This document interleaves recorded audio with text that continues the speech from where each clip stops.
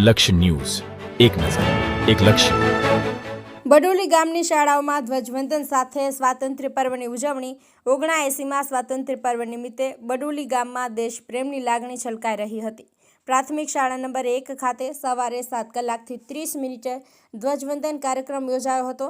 આ અવસરે ગામની જ દીકરી તેમજ ગ્રામ પંચાયતના ઉપસરપંચ પદે તાજેતરમાં પસંદગી પામેલા રમીલાબેન સુતરિયા, જેના દ્વારા ધ્વજવંદન કરાયું હતું. શાળાના આચાર્ય અરવિંદભાઈ દીક્ષિત દ્વારા તેમનું સન્માન કરવામાં આવ્યું હતું. આગળ હાઈસ્કૂલ ખાતે સવારે 8:30 વાગ્યે ધ્વજવંદન કાર્યક્રમ કરવામાં આવ્યો હતો. અહીં ગ્રામ પંચાયતના નવા સરપંચ રાજુભાઈ પટેલે રાષ્ટ્રીય ધ્વજ ફરકાવ્યો હતો. શાળાના આચાર્ય દીપકભાઈ પટેલ, ટ્રસ્ટીઓ અને સ્ટાફ દ્વારા બડોલી પંચાયતની નવી ચૂંટાયેલ બોડીના તમામ સભ્યોનું ફૂલછડી આપી ભાવભેર સન્માન કરવામાં આવ્યું હતું. બડોલી બસ સ્ટેશન પર આવેલા મદ્રેસા ખાતે મુસ્લિમ ભાઈઓ દ્વારા ધ્વજવંદન કરાયું હતું, જેમાં ગામના સરપંચ રાજુભાઈ પટેલના હસ્તે ધ્વજ લહેરાવાયો હતો.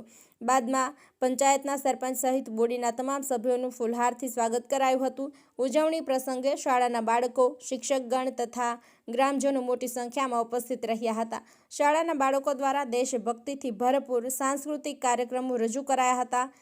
હાઈસ્કૂલના વિદ્યાર્થીઓએ વર્ગખંડમાં રંગોળી સ્પર્ધાનું આયોજન કર્યું હતું, જેને હાજર મહેમાનો વર્ગખંડોમાં જઈ નિહાળવા સાથે બાળકોને પ્રોત્સાહિત કર્યા હતા. સમગ્ર કાર્યક્રમમાં દેશભક્તિની ભાવના અને આનંદનું વાતાવરણ છવાઈ ગયું હતું.